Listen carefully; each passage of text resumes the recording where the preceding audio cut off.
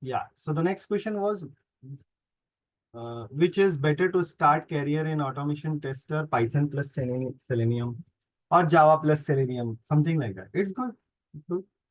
But you should learn in a right way. When you are saying UI automation, don't jump directly to a programming language. Learn first HTML plus CSS plus basics of JavaScript, then learn a programming language, separate programming language, which will be useful for your testing. Then you learn either Python or C Sharp, whatever you want to learn, whatever you think is good for your project, learn it. Java or JavaScript itself, anything. Then Selenium will come. People are doing in some other way, which is what I will say. It's not good. You want to do automation of the UI, right? So learn first how UI is made. It will be very helpful for you. Okay. You have experience in manual testing and you learn automation. Then can we apply for experience or fresher? As we have experience manual but fresher in automation. So you can project yourself as an automation engineer or working on the automation as well if you practice on your own.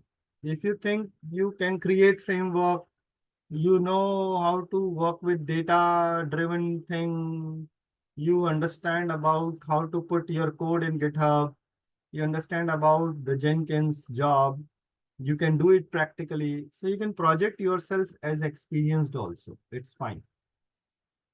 It's up to you how much experience you want to show.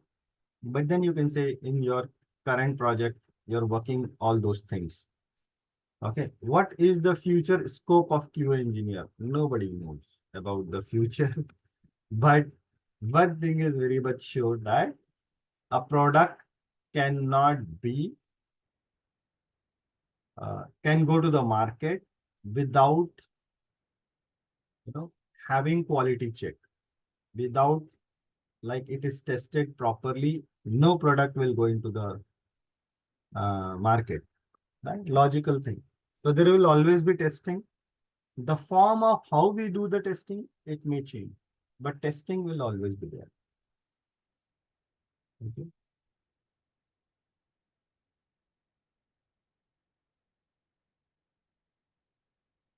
Is it AI replacing our QA job? I don't think so. Hey, 10 years back, everyone was saying automation will replace the job, right? It has not happened. Okay. In fact, more number of jobs will be there. It's like this.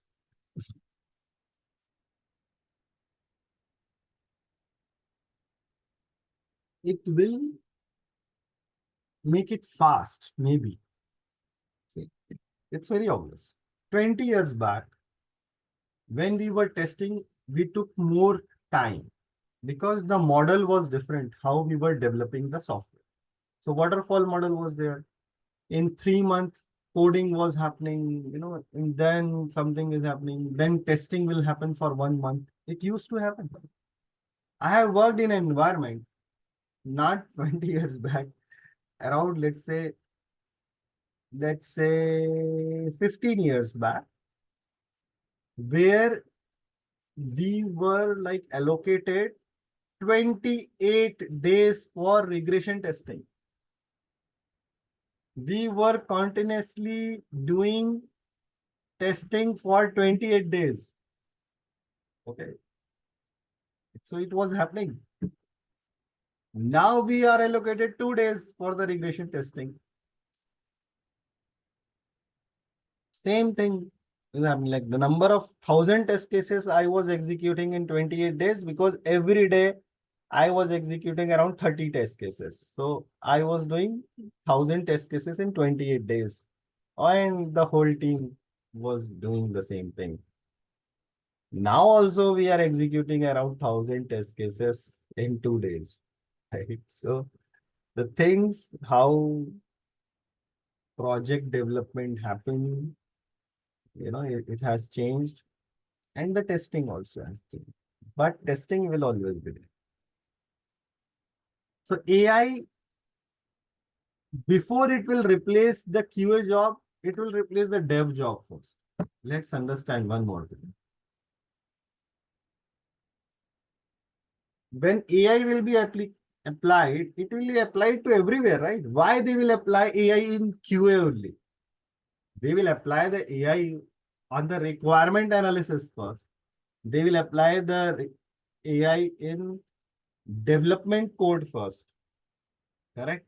Then the testing will come. So AI will be applied everywhere. It's not just on the QA job. Okay, it's not just for the testing purpose, but it will create more number of jobs. You have to maybe learn something new.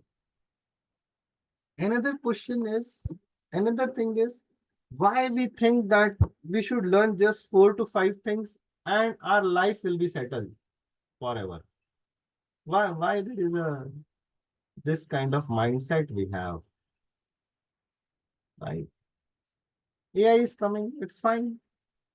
Learn it, no? We are thinking it's a very big thing and all. It's nothing.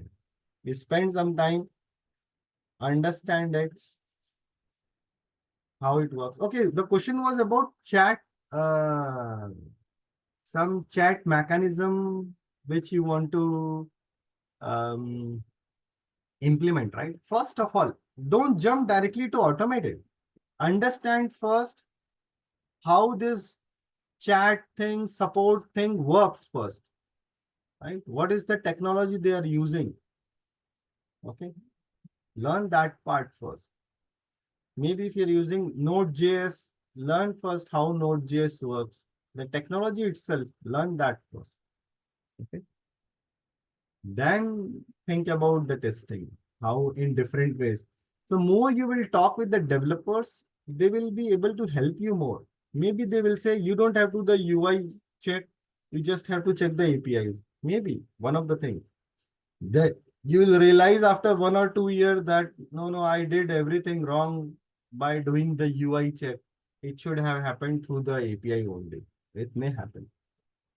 So it's better you talk with your architects, how they are making the system. You talk with your developers properly or the dev leads that what they are doing, and take their suggestion also that how to test. Generally, what happens is we think that our job is to not talk with the developers and do our own job. That's a wrong approach.